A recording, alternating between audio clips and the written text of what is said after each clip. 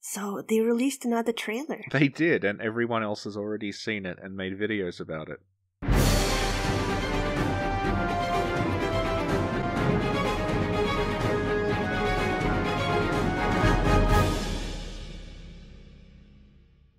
So I made notes.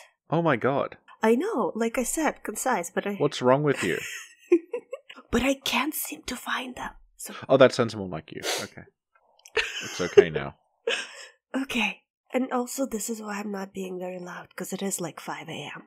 This is an ASMR episode. Yeah. I'm not allowed to scream. Okay.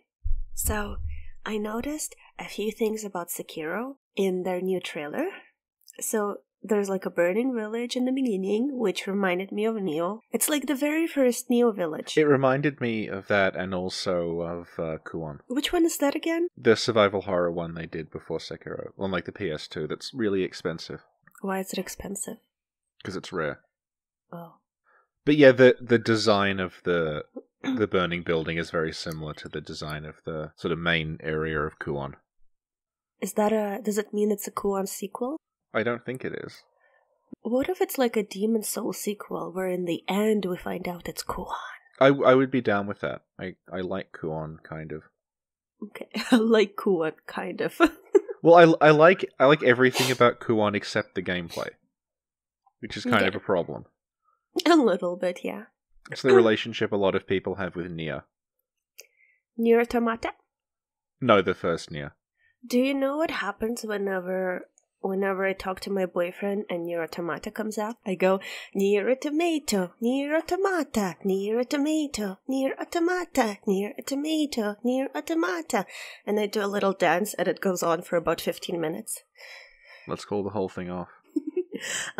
Okay, so there's also like rain and night in the trailer, which may allude to weather and night cycle. May allude to weather, yes. Can I say what I thought was interesting about that trailer? We're not there yet. The beginning part that we're talking about now. Yes, go. Because it shows the shinobi like lying wounded on the ground outside the burning building in the rain. But he's already got the prosthetic arm. Well, I was getting to it, and you're like, let me steal your thunder. Didn't you say you wanted this to be concise? Yeah. I'm helping it be concise. Okay. Yeah, that's right. We already see his arm. But we knew that already, because we saw him fight the big guy in the trailer, which seems to be in the same village. It looks like this is... If this is a cutscene or something, then like maybe something happens after the village area. Because sometimes they build cutscenes into the engine that's just designed for trailers and stuff. Mm-hmm. So if it's not one of those and if this is an actual in-game cutscene, then it looks like you still get like wounded and knocked out or something after that part of the story. Yeah, we know, Richie, we have eyes. Thanks for that completely. I'm trying to think of a word, but it's early. What is the word for when something doesn't add anything into the conversation? Okay, so yeah, but what I was saying is that if there's rain, and there's night, and there's day, and there's no rain, then there are like cycles of day and night and rain and no rain, which I really like. There might be, but like it might also just be a cutscene. Like the game might take place over several days. No. It's not okay. No. Okay. But we attacked the village at night. So there is night, and we've seen gameplay during the day. Yeah. Yeah. Oh my god. So when I said we attacked the village at night, I extended my left arm to show you night. And then when I said we attacked the other, we saw the gameplay during the day, I extended my right arm to show you day. Mm-hmm. And like, okay. I did the moon and then the sun with my hands. Okay. I just want you to know. Okay. Well, when we get the webcam working, we'll add a whole new dimension to this shitty podcast. I like how you're accusing me of being redundant in this thing that is just recapping a trailer everyone has already seen. Okay. And, like, it's already too late to be doing it now. This isn't going to be out for another day at least. It's okay. It's fine. We're adding a new dimension to the whole of the Sekiro community. Okay. Do you think it was a good idea to record at 5 a.m.? Yes. Okay. Okay. Yeah. So I wrote down here we got a glimpse of his arm, but you had to steal my thunder. Is that I can't remember the expressions at 5 a.m. That's the expression. Yeah. Okay. Thank you. Now we also get a glimpse of the gameplay. It looks like we can jog up the stairs, sneak above enemies, do parkour jumps between walls, use our hook, and like move around on the ledges, you know what I mean, while hanging and like take down enemies. Which I like. I think there's a lot of variety. Yeah, those were, I remember, I think it was Epic Name Bro, when he did his Sekiro video, he was saying that he heard you could wall jump, but he hadn't managed to get it working. So that in the trailer, that shows what the wall jumping looks like. Okay, awesome. Also, I saw some guys in the trailer that reminds me of the Deacons of the Deep. Yeah, they're monks. Are Deacons of the Deep monks? Kind of. Huh. Are we gonna find out more about the Deep? Yes. Are we gonna meet Aldrich? Yes. But isn't he dead? Theory real. 5 a.m. Literally. Do not FaceTime Aldrich at 5 a.m. OMG, he came to my house. Oh my god. That would be so creepy, like Aldrich just like standing on your patio, like, let me in. Like, no. He could just like go under the door, because he's made of liquid. Oh shit, you're right. Oh. Another thing is, well, we knew that we can like basically stealth around people, or we can just fight them directly. Yep. And that looks like it is in that, the room that we showed off in the trailer with the big golden statue. I'm wondering if we do something, like, because there was this very prominent fire, that, like, maybe at the end of that level, like, if the game is, it has a more linear progression to it, maybe at the end of that, like, that fire spreads from that room and, like, engulfs the whole of the mansion. That would be cool. Well, actually, no. Oh. No? I'm trying to remember if the village is already on fire when we fight people in the first trailer. It's both. It's both? So I'm guessing, like, it catch... You know in Old Yarnum how you can knock down that urn and it sets the church on fire? Yeah. I think it's probably something like that, where, like, the fire starts spreading at one point during like, maybe after a boss fight it catches fire and then... Oh, I'd like that. You have to escape or something, yeah. Mm-hmm. Cool. Yeah, I really like what I've seen from the actual gameplay, the fighting. I really like it. It seems really dynamic and, like, fast-paced and, like, I like that. Also, I was very happy to see that we'll be able to open more doors. Yeah, they have I think the technical name for these is special rotatey walls. which were a thing in feudal Japanese buildings. I see them. They happen in Neo as well. Mm-hmm, yeah. So there'll be lots of rotatey walls. Rotatey walls.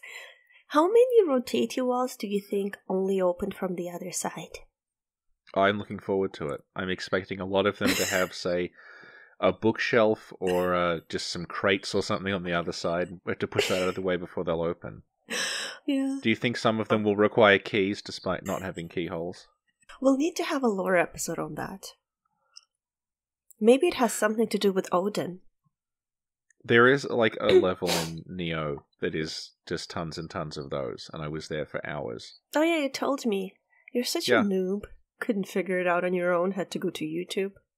God, Richie. I had to go to YouTube, and then I had to ask like, is this actually a real thing? Why would anyone build this? And she's like, no, they really built these things. To confuse you, and it worked. Yeah, and I said, like, it did work. I if this were a real place I was robbing, I would have left. This is too much trouble, that's not worth it. It's an inventive way of deterring intruders. You just make it really tedious. Oh my god, that is how I could fight off Aldrich. Where were we? We were halfway through the allotted time. Okay. Okay.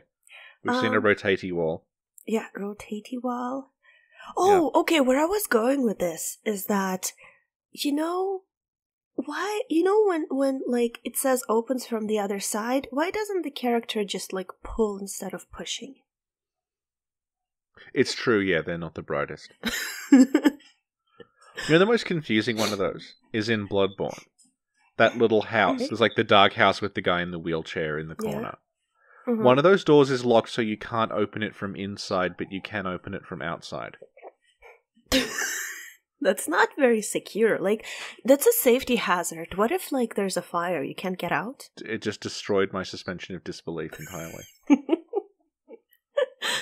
Oh, that's why I think Canada is really smart, or whatever, Montreal.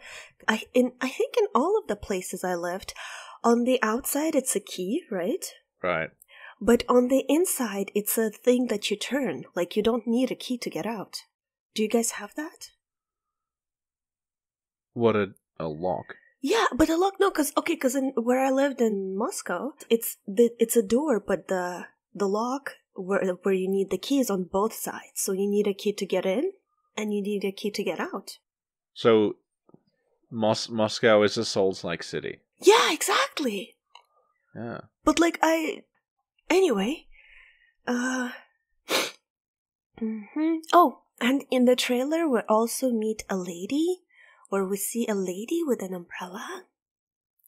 Do you think she's the one doing the narration, which we will talk about later?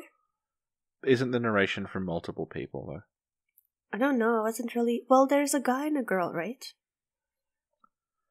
But from what I heard, there's, like, various bosses. The young lord has some narration as well. Oh, yeah? And there's just, like, some other voices, so I don't know who is who. Oh. The first opening thing, I think, is the young lord, because he says, like, "You are my shinobi," meaning the player is looking for him. Okay, cool. And I just fought a boss in Neo, and she also had an umbrella she, like, attacked with and stuff. The vampire. Yeah. Do you think it's the same person? It's unlikely, but that vampire character is public domain because she's just a folkloric creature. So maybe she'll reveal herself to be a vampire. Oh, snap! That would be cool. That means I predicted something else yet again. Yeah, I wouldn't put that past them, honestly.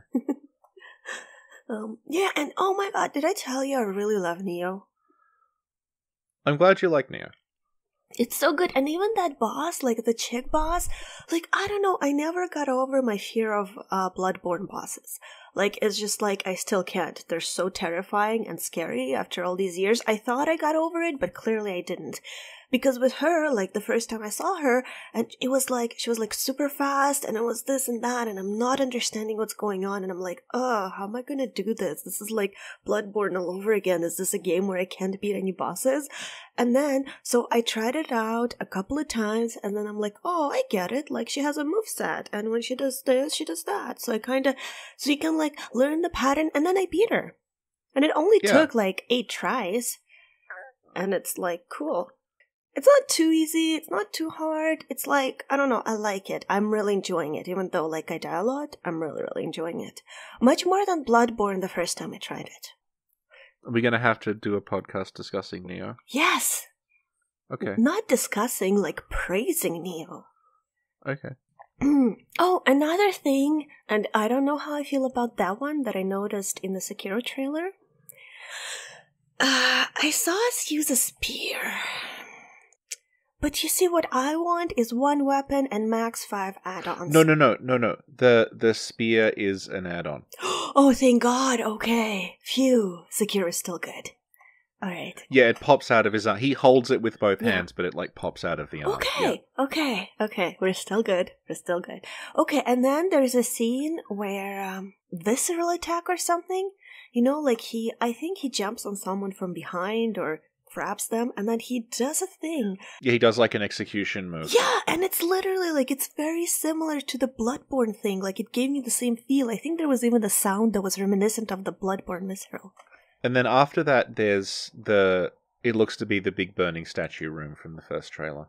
Yeah. The character is fighting what we assume is a boss, and the boss looks to be standing in midair, but then from certain angles you can see that there's just very, very thin wires, like around the room like a spider's web. Mm-hmm. And the boss is balancing on them like a tightrope. Mm-hmm.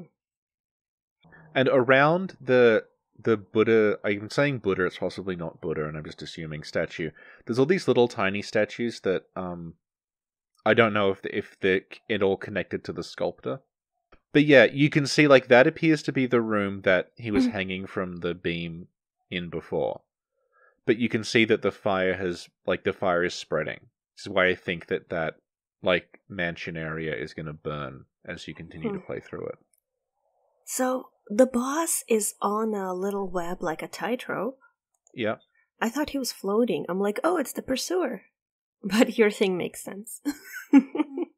Oh, and we see another boss. And you mentioned him before in like, you sent me screenshots and stuff like that. The corrupt monk. Yeah, he clones himself. Yeah. Like the wet nurse or Sullivan. That's what it made me Someone think of. was saying the corrupt monk is a woman, but I don't know. I don't, you can't tell because the corrupt monk is just wearing this like huge robe.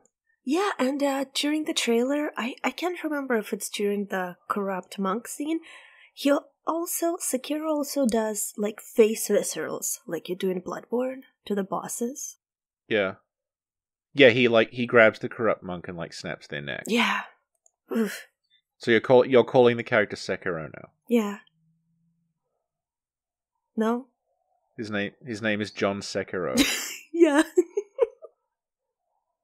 You stole my lord, prepare to die.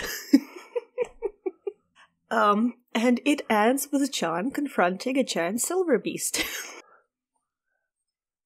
Yeah, it does.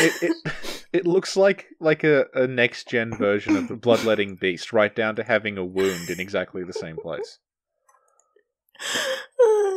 Is this Lawrence? I'm starting to wonder if it is someone who turned into this thing. Probably. Like if this was a person, because you see there are those really, really massive guys that are in this, like, chained up. Yeah.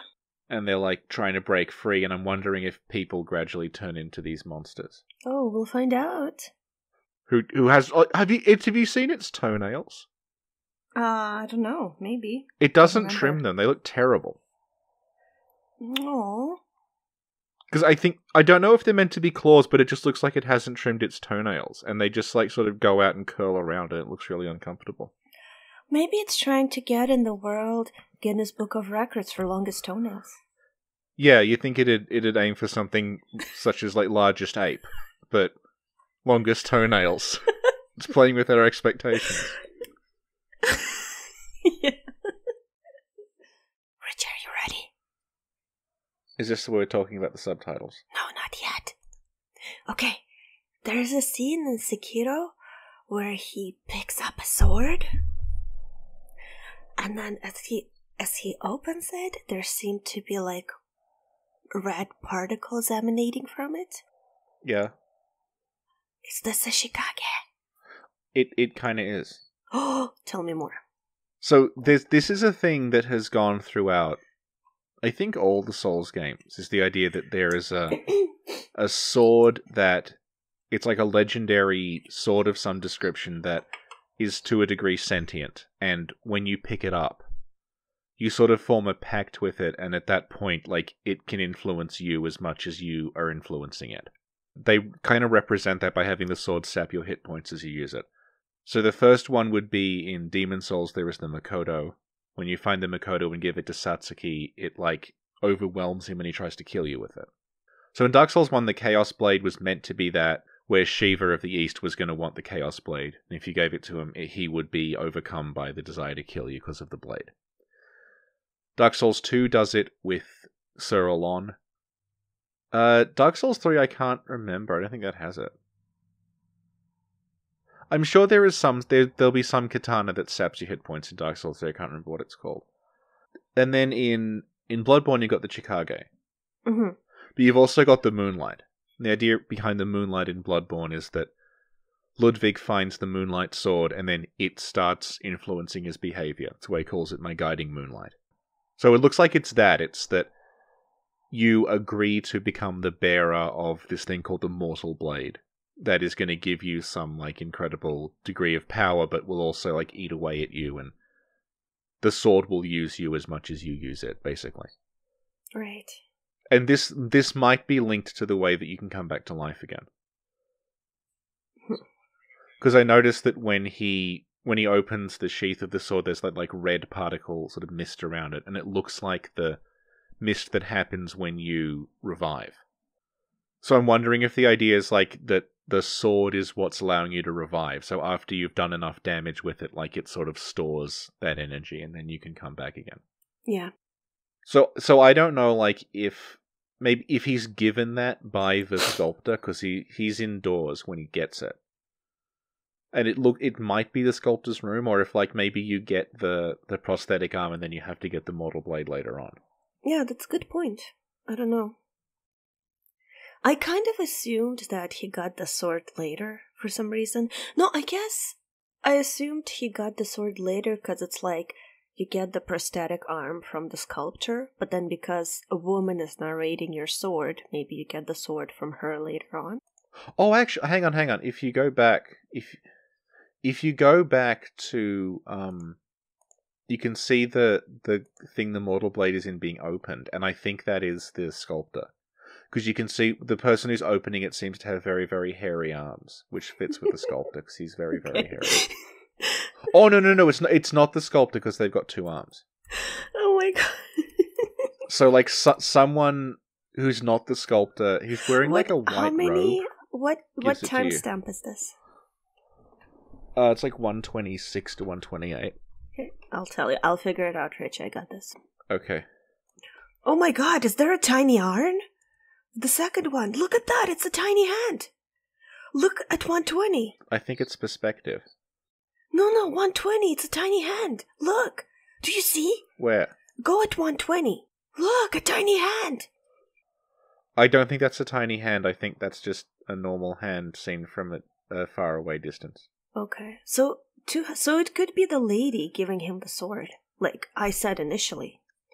Yeah, but, like, looks like they're wearing, like, a white sort of robe. Yeah. Not what she's wearing. But Richie, people dress differently depending on the occasion. I know. Here, she's wearing a white robe to give you a sword. Then, in another cutscene, she's going out to a party with her umbrella. You know? Yeah, okay. No, I'm saying the scene of her looking at you and the scene of you receiving the sword, like, they're different things.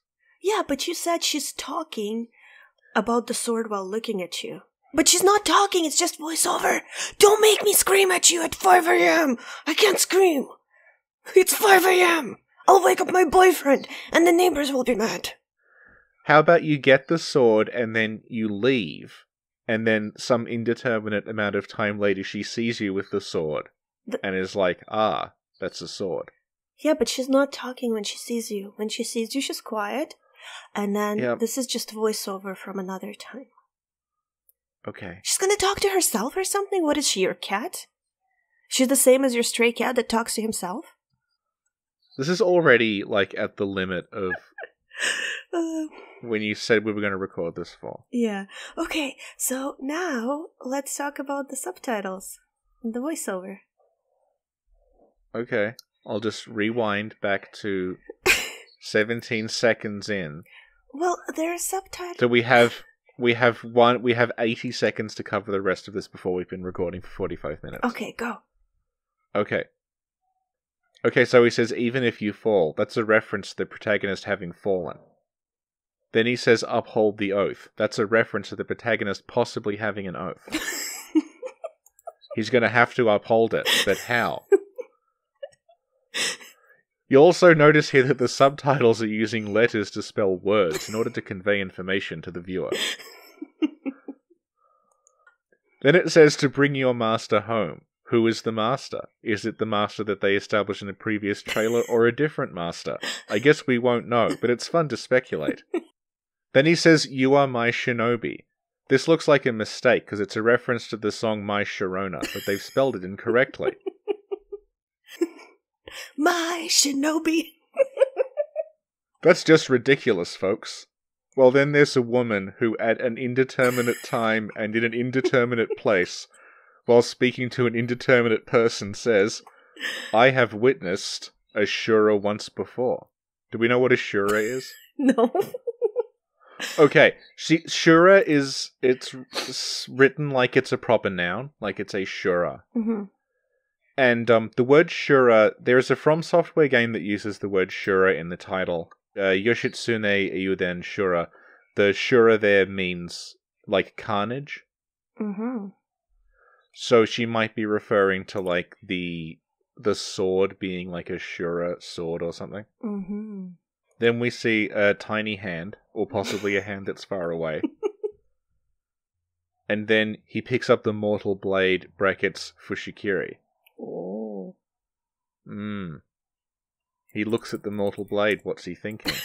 He's probably thinking it's good that I grab this with my prosthetic bone hand, because otherwise it would get all over me. Maybe that's how he lost his hand to begin with. Like, he tells us it wasn't battle, but he just grabbed the sword by the hand. And then he says, "I accept its power." This implies he will be wielding the sword. You can say that. I know, well, it's just a theory. What prequel characters can make an appearance in Episode 9? We've just received word that Captain America is reshooting for Avengers 4 and does not have a beard. What are the implications?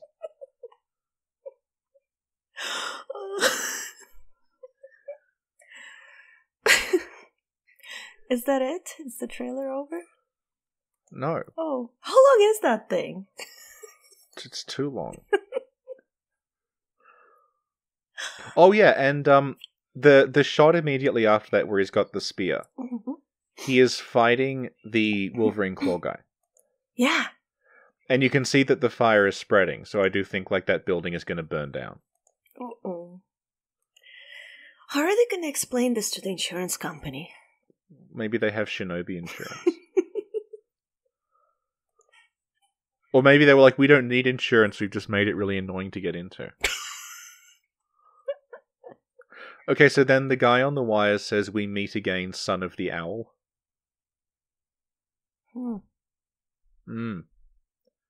Now, do you think that means that's his title, or is one of his parents actually an owl? There's no way of knowing. Well, to be honest, I was actually picturing one of his parents being an owl.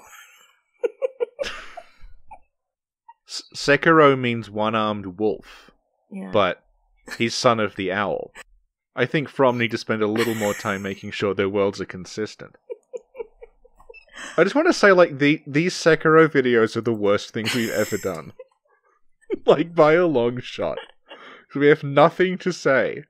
There's just these awkward pauses, and then one of us says something stupid to keep the conversation going. There's nothing to say. They're just fucking shit.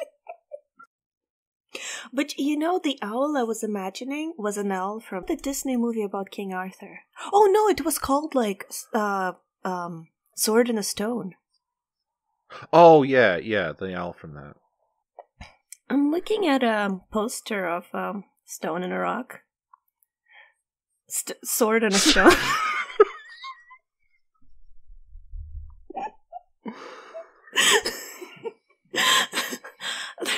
There's a pink dinosaur.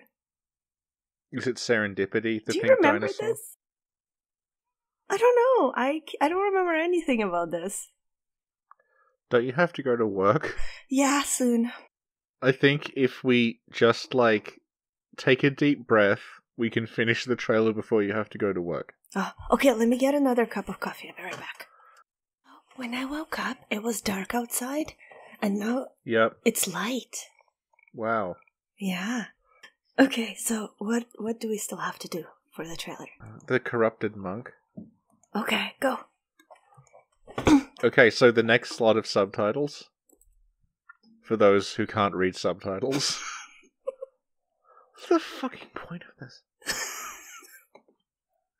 This is why we can't ever be popular, because if we tried doing daily videos, it's already terrible, and it would just turn into this all the time.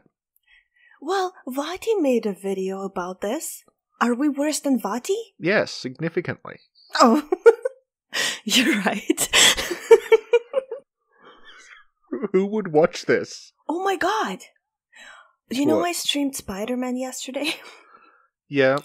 And anyway, because I make most of my streams private afterwards, the Spider-Man stream was blocked worldwide. Maybe it was Spider-Man who blocked it, so he wouldn't give away his secret identity. Okay, focus. If you notice, I'm starting to thump things in frustration now, like you. Oh my god! Okay, so there's one voice that says, it sounds like an adult man voice saying, "Young Lord Shinobi thinks he can stop us." Then the second set of lines it sounds like the young lord talking, and he says, "Shinobi, take my blood and live again." So that might refer to the resurrection mechanic. But earlier you said the sword is related to the resurrection mechanic. Yeah, well, we don't know. We just don't know. I'm sure there's going to be a lot more speculation. Could it be the sculptor's blood? No, he says, "Take my blood." And then in the very first trailer, there was the person saying, "Your master lives, they'll make use of his bloodline." Oh. So there's something about your master's blood that's unique. So your master gives you his blood to make you immortal? Yeah. Oh, I know what happens! Oh my god, Richie. Okay. You know, in the last trailer, when we see somebody cut Sekiro's arm off, the little kid is with him. So what happens is Sekiro gets his arm cut off. The little kid is like, "Oh no!" So he tries to save you last minute with his blood before getting dragged off somewhere.